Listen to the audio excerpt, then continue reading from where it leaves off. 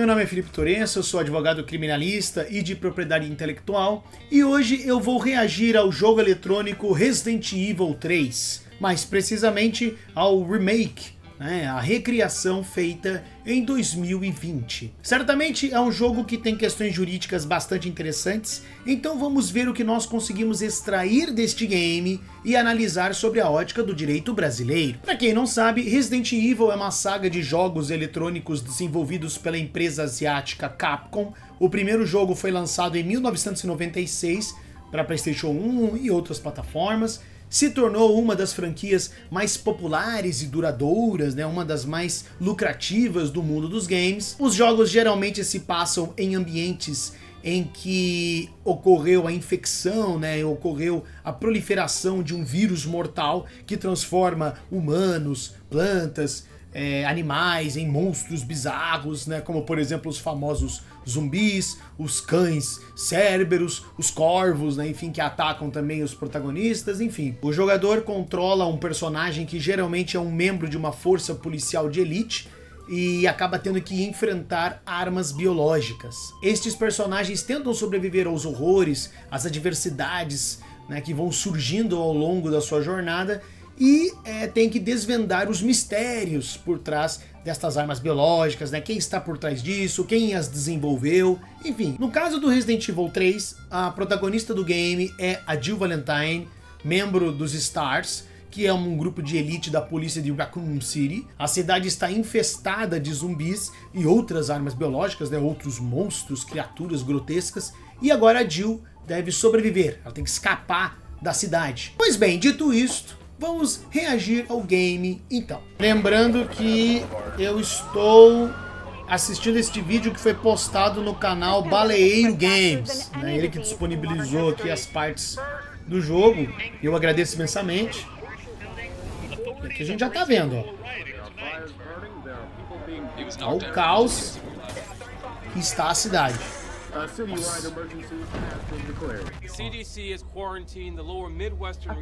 Ali, ó, Baleeiro Games, é o nome do canal. Commitment, honesty, integrity, these are the core values that create the foundation for Umbrella. Claro, com certeza, Umbrella, enfim, é a principal vilã, da saga, Resident Evil. Foram eles que começaram, tudo isso. E olha lá, já estão aí, ó, fazendo experimentos.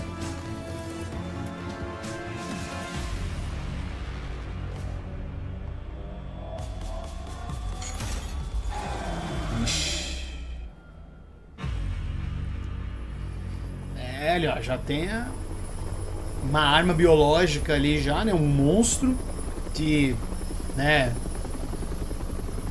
o... talvez é o monstro mais famoso, da saga Resident Evil, que é nada mais, nada menos que... cadê o nome dele? Nemesis. E o jogo começa já desse jeito, o caos que tá na cidade em decorrência do vazamento do T-Vírus. E agora tem esses monstros, estas armas biológicas espalhadas na cidade. Ó, a Jill já encontra o Brad. You okay? What was that thing? Damned if I know. But right now it's got a hard on for the only two stars left in town. You and me. I'm not sticking around. Just look around you. The longer we wait, the more screwed we are. E ó. How did this all happen so fast? I don't know. One fucked up thing always leads to another. It's like Arclay on steroids. E tudo destruído, ó, fogo, então realmente é pra mostrar o caos que ficou mesmo a cidade. E é uma coisa também abordada no jogo original, do Resident Evil 3.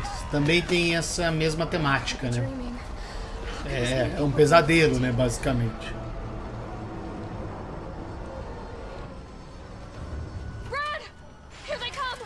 Olha, ó, quantas pessoas, ó, que são tudo zumbi. Todas essas pessoas foram infectadas aí pelo T-Vírus e ficaram desse jeito, ó.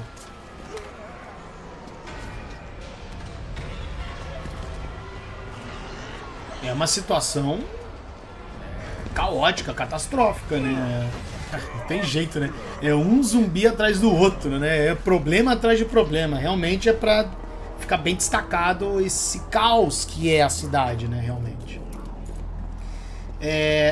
Inclusive, alguém até pode perguntar... Olha lá. Alguém até pode perguntar que, se não me engano, alguém perguntou isso no vídeo que eu fiz reagindo ao The Last of Us. Que a pergunta foi: eu posso matar alguém que está infectado, né? Seria um crime matar alguém que está infectado aqui no contexto do Resident Evil, por exemplo? Olha, eu vejo da seguinte maneira. Independentemente se a pessoa tem a capacidade, né, tem consciência do que está fazendo ou não, a principal questão que tem que ser destacada é a legítima defesa. A pessoa está se defendendo. Alguém está atacando ela e ela está se defendendo para preservar sua vida, sua integridade física, sua saúde, porque, enfim, aqui é uma questão complicada, né? Porque tem um vírus que pode ser transmitido, então, enfim. E essa pessoa que está infectada e esses monstros, né, essas criaturas, vêm para cima, né? Então, na minha visão, é uma legítima defesa, né, o que a Jill está exercendo aqui. E no The Last of Us é a mesma coisa, né, na minha visão. Eu acho que isso tem que ser destacado. Meu Deus do céu.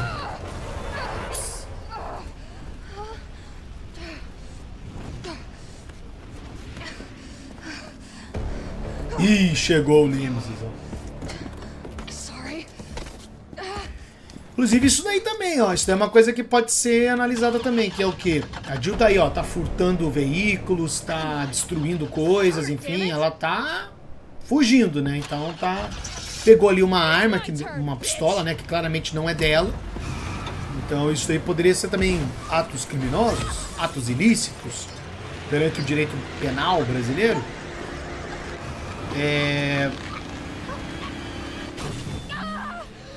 Meu Deus. Nossa senhora. Era pra Jill ter morrido nisso daí, né? Porque olha essa queda aí. Mas voltando, considerando as circunstâncias, né, a gravidade da ameaça que tá aqui, né, em Raccoon City, o fato da Jill destruir objetos, furtar carros pra fugir, aqui no caso ela usou pra atropelar o Nemesis, né, porque ele é um monstro poderoso, né, o bicho não morre de jeito nenhum. Vamos lá. Então isso aqui pode ser configurado, na minha visão, na minha avaliação, como estado de necessidade. Que é um instituto do direito penal, uma excludente de licitude, né? Uma questão, uma situação que permite que a pessoa cometa um ato ilícito e em prol da sua sobrevivência, né? Em prol, enfim, por exemplo, ali, vamos supor, ela furta o carro para fugir, né, do Nemesis, por exemplo. Então, o fato dela ter furtado este carro, isso não vai ser encarado como um ato ilícito. Isso daí seria encarado como uma coisa permitida, um ato permitido, dada as circunstâncias, né? Essa situação não foi provocada pela Jill, ela está realizando os atos necessários para preservar a vida dela. Então, o sacrifício desses bens, né? Você destruir uma porta, destruir um objeto, furtar uma pistola, enfim, isso aí não seria encarado pela legislação brasileira como um ato ilícito. Enfim, é uma situação... Porque é uma situação atípica, né? É uma situação que, claro, não significa que você tem permissão para fazer o que você quiser, né? Você pode cometer excessos em situações assim, mas... É uma coisa que acho que tem que ser destacada para entender que a pessoa, nesse contexto, fazer essas coisas é permitido pela lei brasileira, claro, considerando os critérios, né, enfim, que a lei estabelece. Pois este é o Resident Evil 3. O que vocês acharam? Gostaram? É bem interessante, é bem caótico, né, bem assustador, querendo ou não, né? É um jogo de survival horror, né, um jogo de terror. Então, ele tem essa temática mesmo de zumbis ali, enfim, armas biológicas, né, monstros, né, uma coisa mais de ficção científica, né? Bastante interessante. Mas o que mais se destaca neste jogo claramente é o ramo do direito constitucional, o direito internacional e, especialmente, o direito penal. E por quê? Porque o tema dos jogos da saga Resident Evil, a essência desta saga, é o enfrentamento às armas biológicas, que no caso aqui do Resident Evil 3, a Umbrella Corporation, uma pessoa jurídica, né, uma empresa, é a responsável em desenvolver estas armas biológicas. Ali no início mostrou, tinha ali uma propaganda da Umbrella, mas, como que eu posso dizer, nos bastidores, né, eles estão ali desenvolvendo armas biológicas, né, monstros, enfim. Na história do game, o vazamento do T-Vírus, que é esse vírus criado em laboratório, né, a explicação do desenvolvimento dele são vários jogos, né? O vazamento desse T-Vírus, ou vírus T, como também é chamado, claramente foi acidental, né? É o que nós vemos inicialmente. Os cidadãos de Raccoon City se infectam com este vírus, se transformam em zumbis, mas depois a Umbrella deliberadamente libera outras armas biológicas na cidade, como por exemplo o Nemesis, os Hunters, que são uma espécie de sapo humanoide. Eles liberam estas armas biológicas na cidade com o intuito de testá-las, né, de ver elas em combate, né, até para ter registro de dados de batalha dessas armas biológicas para serem vendidas. É claro que também tem outros aspectos, né? A Umbrella, ela paga propina, né, para as pessoas-chave dentro da cidade de Raccoon City, para que ela fique blindada, né, e nada de ruim possa acontecer com a empresa. E o negócio começa a ficar mais complicado ainda, porque envolve até políticos, senadores, o governo americano. Então assim, você vai percebendo que a Umbrella tem um poder muito grande na história aqui de Resident Evil. É uma trama bem interessante no fim das contas, e de novo tudo gira em torno de armas biológicas. Esta é a temática do game. Bem, sobre o viés do direito internacional, o Brasil, assim como outros países, ratificou o Tratado Internacional que proíbe a fabricação de armas biológicas, que é a Convenção sobre a Proibição do Desenvolvimento, Produção e Estocagem de Armas Bacteriológicas, Biológicas e à base de toxinas e sua destruição. O artigo 1º desta convenção estabelece que cada estado parte, cada país que assinou o Tratado Internacional, se compromete a nunca, em quaisquer circunstância, desenvolver, produzir, estocar ou por qualquer outro modo adquirir ou conservar em seu poder. Inciso 1. Agentes microbiológicos ou agentes biológicos ou toxinas, quaisquer que sejam sua origem ou método de produção, de tipos e em quantidades que não se justifiquem para fins prolifáticos, de proteção ou outros fins pacíficos. Inciso 2. Armas, equipamentos ou vetores destinados à utilização destes agentes ou toxinas para fins hostis ou em conflitos armados. Então, basicamente, o tratado está impondo ao poder público, ao Estado brasileiro, que não se pode produzir armas biológicas, não se pode conservar, enfim, estabelece aqui todas essas regras. As armas biológicas são um perigo gigantesco, porque os danos causados por elas são muito perigosos. É só a gente ver aqui o que está acontecendo no contexto aqui do game, né, do Resident Evil 3. Claro, é uma obra fictícia. O Resident Evil 3 aqui traz reflexões importantes sobre essas questões de armas biológicas e, como eu falei, até mesmo amedrontadoras, porque imagine isso aqui acontecendo, né, de verdade. É uma coisa, nossa senhora, como é que, né, sobrevive a isso, né? Como é que a gente vai conter essas pessoas que estão infectadas? Como é que a gente vai resolver essa situação, né? Armas biológicas já foram usadas no passado e os impactos são muito negativos, repercutem na saúde e no meio ambiente. Então, de novo, são consequências devastadoras o uso de armas biológicas. É justamente por isso que existe esse tratado internacional e esta prática é proibida. E veja bem, quando eu estou falando, vai afetar a saúde, vai afetar o meio ambiente, o que eu estou querendo dizer com isso? Porque, veja bem, o direito, né, não só o direito internacional, constitucional ou penal, todos os ramos do direito buscam proteger bens jurídicos, né? A saúde é um bem jurídico, o meio ambiente é um bem jurídico. Mas, Felipe, o que é um bem jurídico? Qual que é a definição? O que é isso? Eu nunca entendi muito bem. O bem jurídico é qualquer interesse, um valor, é alguma coisa que é reconhecida e protegida pelo direito, pela lei, pela legislação. Mas por quê? Porque é considerado importante.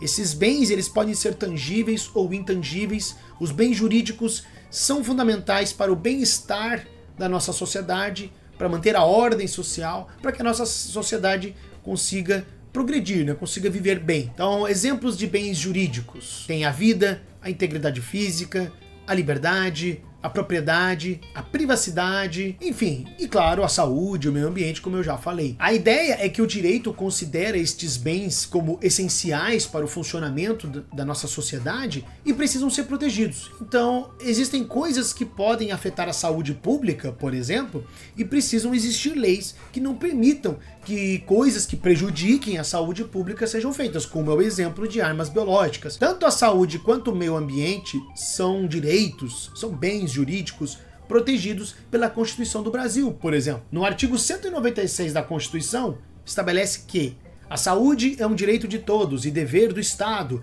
garantido mediante políticas sociais e econômicas que visem à redução do risco de doença e de outros agravos e ao acesso universal e igualitário às ações e serviços para sua promoção, proteção e recuperação. Já o artigo 225 disciplina questões envolvendo o meio ambiente. Então, ele determina: todos têm direito ao meio ambiente ecologicamente equilibrado, bem de uso comum do povo e essencial à sadia qualidade de vida, impondo-se ao poder público e à coletividade o dever de defendê-lo e preservá-lo para as presentes e futuras gerações. E é claro que o uso de armas biológicas vai afetar estes dois direitos, esses dois bens jurídicos que estão elencados na Constituição e em outras leis, em outras normas jurídicas, e que claramente são bens jurídicos importantíssimos, são direitos importantíssimos. É claro, nos jogos de Resident Evil, as armas biológicas são frequentemente representadas como monstros e criaturas geneticamente modificadas,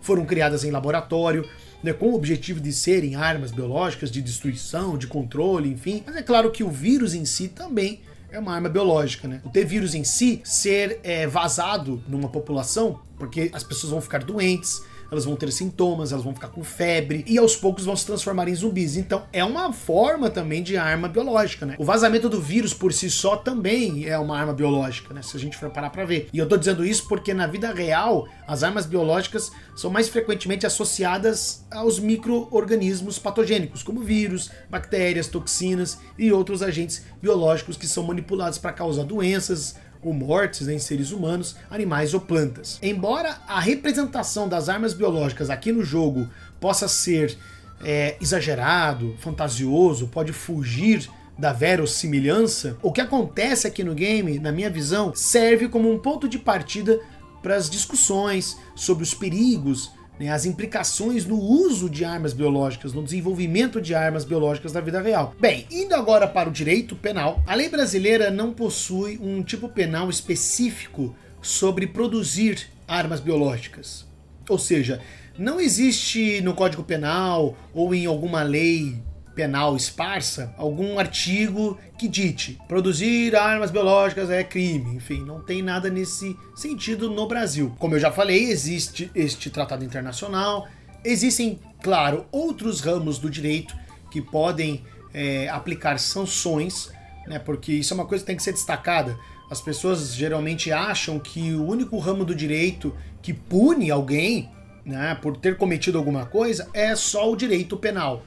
E não, o direito penal é chamado sempre de a última ratio, né? Ele é a última instância. Quando todos os outros ramos do direito falharam em resolver um problema, o direito penal é chamado para dar o golpe final. Mas existem os outros ramos do direito que podem resolver esse problema específico, como o direito civil, o direito administrativo. O fato de não ter um tipo penal de produzir armas biológicas não significa que a pessoa vai sair impune pelo que ela fez. No âmbito civil, por exemplo, a pessoa pode ser processada a indenizar alguém, né, pelo dano que ela causou, seja ele um dano material, um dano moral. A pessoa pode ser condenada a reparar o dano ambiental que ela causou. Porém, embora não exista um tipo penal específico de produzir armas biológicas, né, existe um crime, existe um tipo penal elencado no Código Penal brasileiro que chega perto, né, dessa ideia de armas biológicas, né, a ideia que tem aqui nos jogos da saga Resident Evil, né, pegando aqui o Resident Evil 3 como exemplo, porque a cidade ali tá um caos, enfim, a gente tá vendo o que tá acontecendo. O artigo 267 do Código Penal estabelece o crime de epidemia,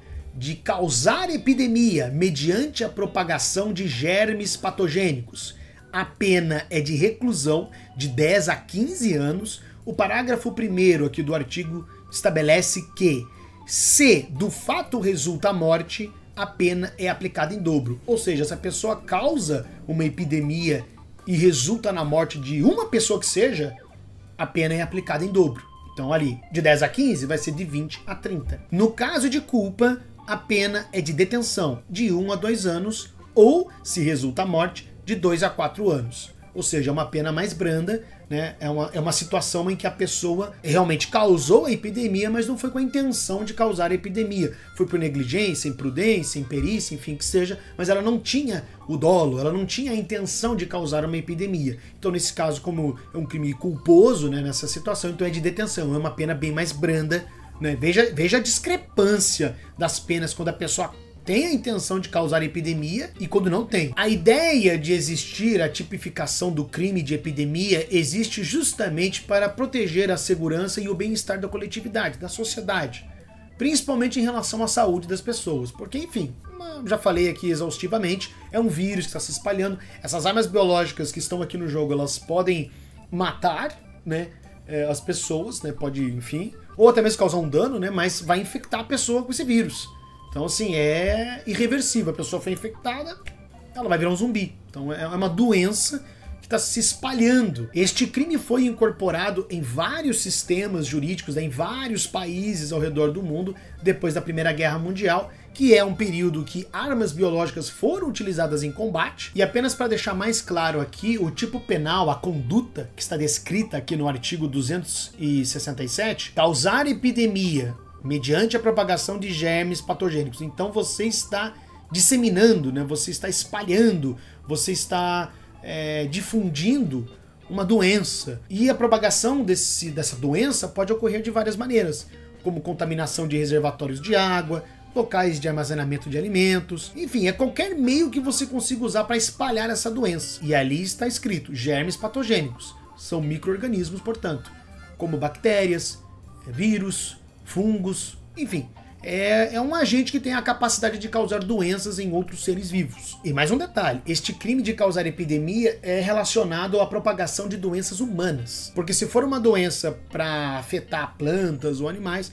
aí aplica-se outro crime que está positivado lá na Lei de Crimes Ambientais, que é a Lei Federal 9.605 de 1998. Tem essa diferença aí também. Ou seja, no momento que o T-Vírus vazou em Raccoon City, já está sendo cometido este crime. Porque é aquela coisa, é um surto de uma doença, de um vírus, que ataca muitas pessoas ao mesmo tempo em uma determinada área, no caso aqui na cidade de Raccoon City, né? Um monte de gente foi infectada. Tem uma coisa que tem que ser destacada, que o jurista Heleno Cláudio Fragoso nos ensina que epidemia não é qualquer moléstia infecciosa e contagiosa, mas somente aquela suscetível de difundir-se na população, pela fácil propagação de seus germes, de modo a atingir, ao mesmo tempo, grande número de pessoas, com caráter extraordinário. Aí ele dá alguns exemplos ali, como peste, poliomielite, influenza, raiva, enfim. Quando a gente vai ler ali documentos e vai se aprofundar na história do jogo, nós descobrimos que o vírus se espalhou